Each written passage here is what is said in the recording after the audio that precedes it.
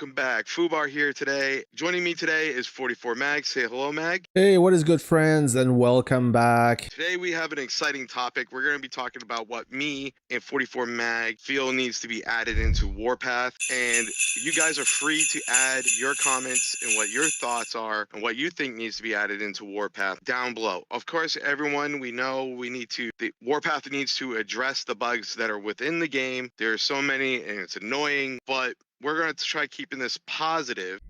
There was a couple of changes in the 9.0 update. We're going to quickly glance over them. One of them being is the RSS building, and this is probably the major one we're going to talk about. With the RSS building, we used to only be able to have a maximum of 360,000 RSS. It was pretty much pointless, but now we are able to receive 900,000 RSS every time it's filled up. And now also they gather much more quick, so that therefore it's much more viable, but it's still very minute. So if you don't have the chance to farm, this is a go-to. Any thoughts you want to add to that, Mag? Oh, I'm glad they did. It makes a small difference. It helps when you're in the conquest and for some reason you don't have time to farm, or you just cannot farm. You are in neutral village and you are one base among 8,000 base stacked, and there's just no mines, and you wish you would be able to collect some kind of resources besides the farm, like the super farm your allies can build.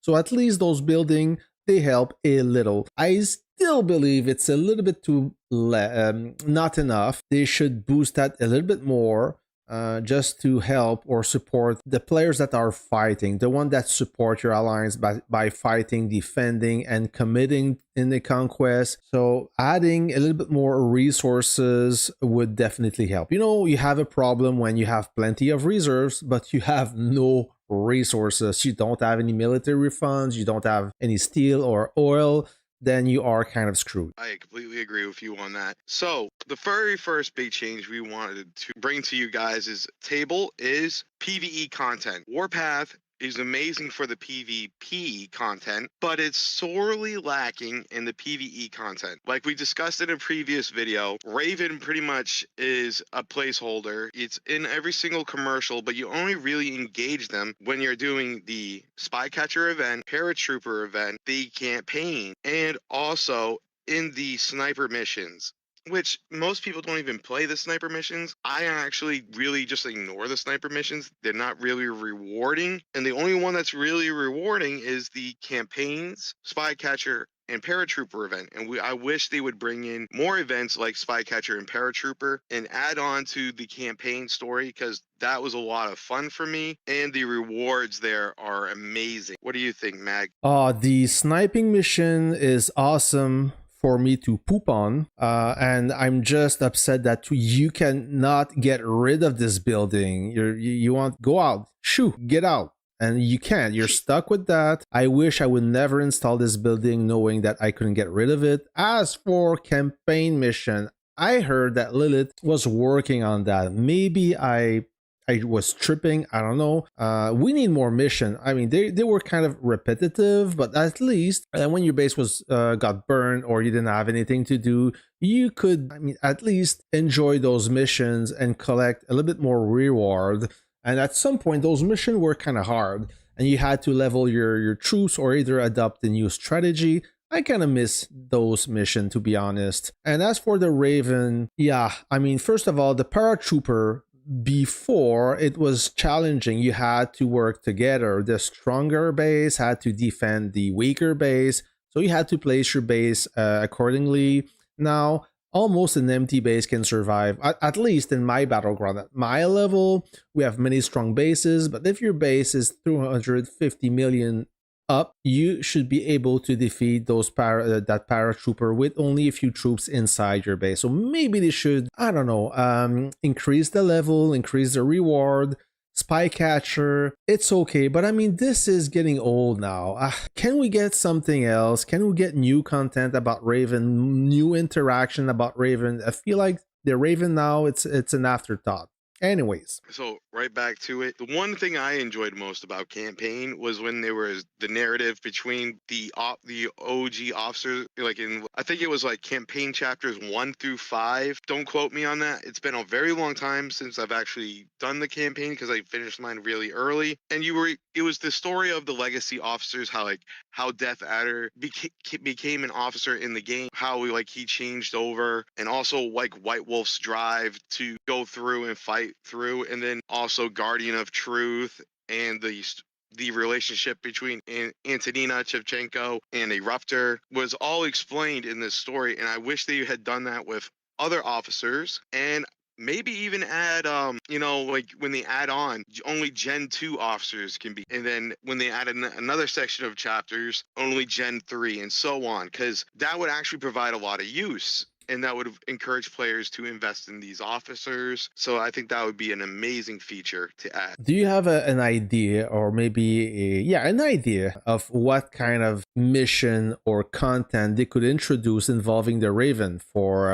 Warpath? Oh, that's very easy. I mean, you could do like a zombie survival mode, like a horde mode where they just keep rushing you.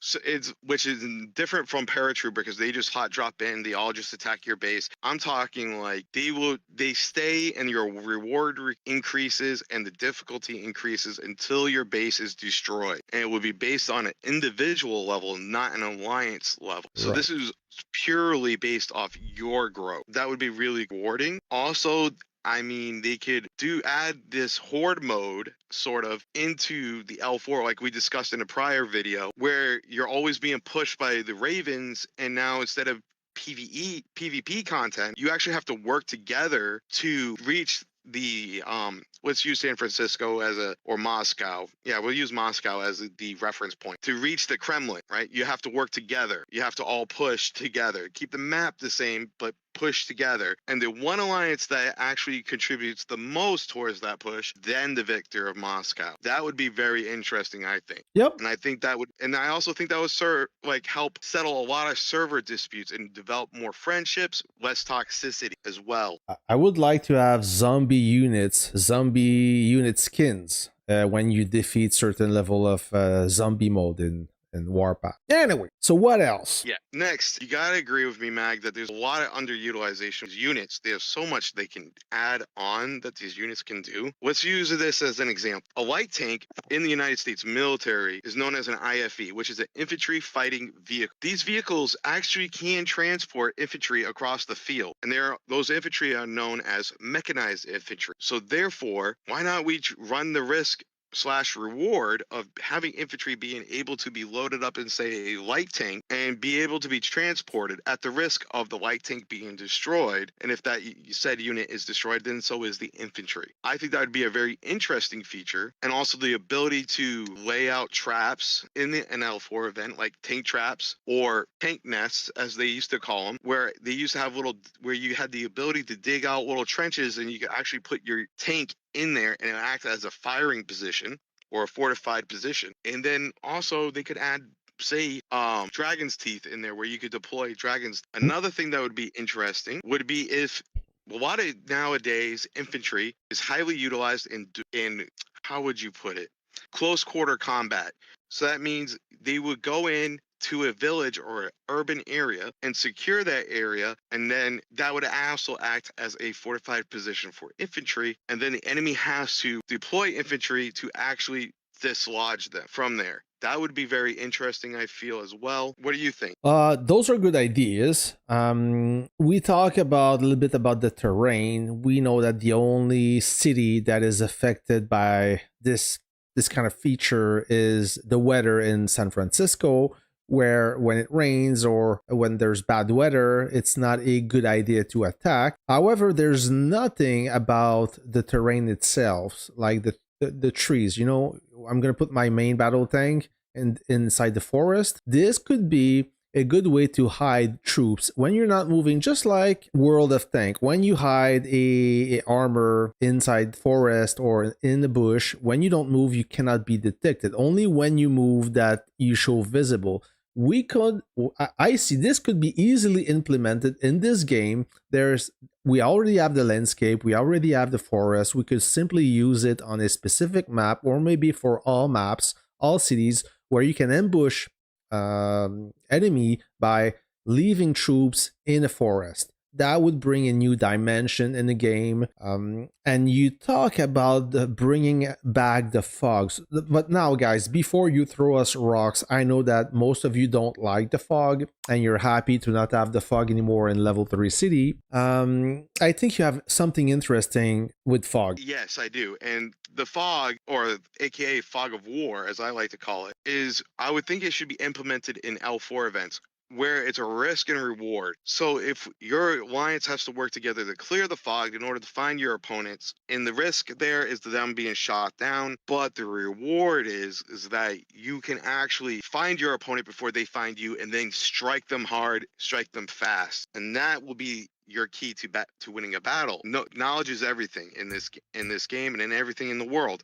So that's why most armies have such extensive intelligence networks. So this would bring back the functional use of the air base building and the spy plane. But if you bring that into the game, it's going to add a whole new level of strategy, a whole new level of teamwork, and yes, there is risk and reward there. There's something I want to add with the fog, or in regard of the fog. So if you look at Moscow, Moscow is a fast-paced map. Most of us, they like that. What they don't like about San Francisco is they are limited, and they want to prevent an alliance getting safe zone from the get-go, which makes sense, but I don't think that is the proper way to do it. If you introduce the fog, that will slow you down without limiting, okay? And yeah. I've noticed Lilith, I told them, guys, you see this little radar here? Why do we have this? It serves no purpose. I know where my allies are.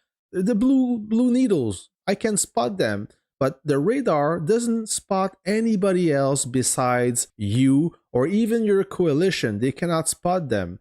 If they could do something else with the modern units now, if you could send UAV drones so they can recon the area and show for a limited time the enemy on the map, like it would be an alliance skill or something, a specific skill to a city, that would be awesome. This radar would serve a purpose. Right now, it's just taking real estate that doesn't serve any purpose. They should either get rid of it or find a better use. We have the spy planes, or maybe we have drones. We could use that. We could recycle those planes either by clearing fog or do recon work on your enemy. That way it would give you an edge for a small amount of time. That's how I think it could bring a new dimension to this game. I completely agree with you, and I didn't even look at it like that. I'm really glad you brought that up. That actually made me really excited, because I hate the safe zones. Because it limits you so hard. And then we have these back and forth battles with artillery, and it's just annoying. The next thing I would like to see them add, and this was actually discussed in developer patch notes where they were going to test it, but we've never seen it. We haven't seen it in the test servers or anything like that through people who have access to the test servers. This was the trade center. I would really like to see that, or because that way we can now support our teammates in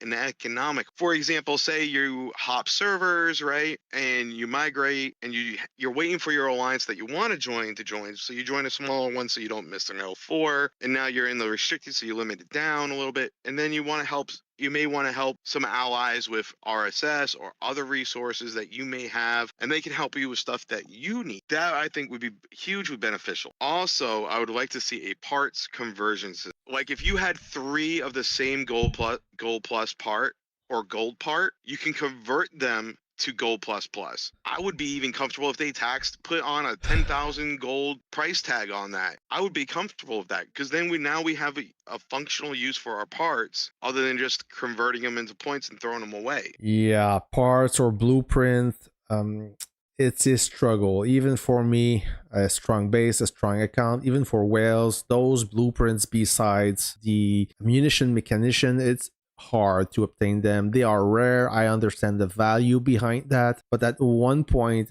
I mean, you only need one to complete your set or your unit, and you never get it, right? It's always the one you need that is the one impossible to obtain. Having a sort of a boutique or a trade that you can convert whatever you have and forge a gold plus blueprint, that would be a game changer for, I'm sure, many of. We should have more ways to gather Air Force bullets and wrenches, like maybe an Air Force campaign mode. So another thing they could add to the game, I feel, that would greatly help players is a campaign mode strictly using only Air Force. Ooh, that's a good we can idea. farm. Yes. So that way we can farm those pesky Air Force bullets and gears more effectively and efficiently, because let's face it, the main way you get them right now, even you, Mag, is through the campaign mode now or farming Raven, and it's very slow and very tedious. And also the VIP store. But yes, you could buy bundles, but that's if you're a whale and you're spending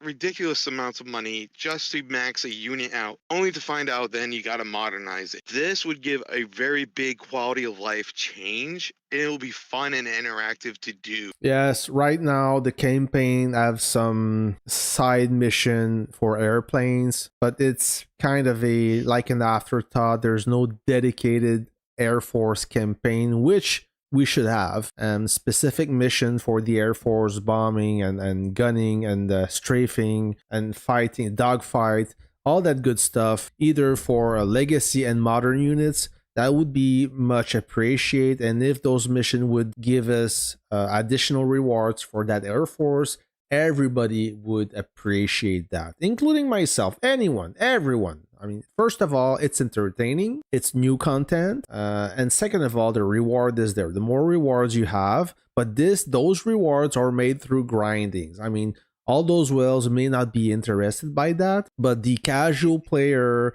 the free-to-play player, that's what they want. Yes. And also another major thing that they can do that will add a whole new level of depth to the game is unit evolution upgraded. And when I say unit evolution upgraded, it means like, look at the Liberty Bomber, right? You might be feeling it, you might be loving it, right? But wouldn't it be cool to have the choice between going for that stealth bomber look or going for that A10 Warthog, which completely changes the unit's dynamic? Like, for example, when we had the MBT, this is what I loved about the modern units, specifically the MBT. You could choose to either develop the medium tank or the heavy tank to get the MBT. So why not give it multiple options? You know, I think that would be really unique and add a new level of gameplay and depth to the battlefield. Yeah, good idea. I think I think that we bring up a lot of things to the table, a lot of good ideas, but keep in mind, some may be awesome and Lilith may never consider them, or some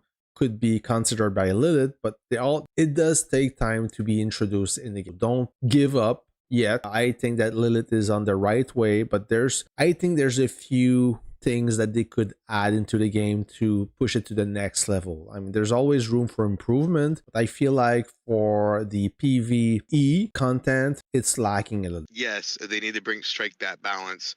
I completely agree with. So let's call it here, my friends. I want you guys to give us all your thoughts, what you think should be added into the game down below. I will be personally sharing this video to some of the community managers at Lilith. So this is going to be like a love letter that you guys can add onto this, so they can see what they get, so that way they can start working towards implementing it. Like Mag said, it may take time and it may not even be considered, but please go ahead and put that down below. Also, Mag's link to his channel will be in the description down below. We have two amazing Discords, Warpath Lounge, where you can communicate with me directly, and it's all for fun and it's no holds barred. And then we have Fubar's Lounge, where it's all serious, where I can help you with anything you need and you can ask any questions, and it's a tight-knit community that's completely non-toxic, and Mag is there as well. So if you want to communicate with him directly, that is the best way to do it. We always answer to anything you say or ask of us, and if we can do it, we will do it. Okay. And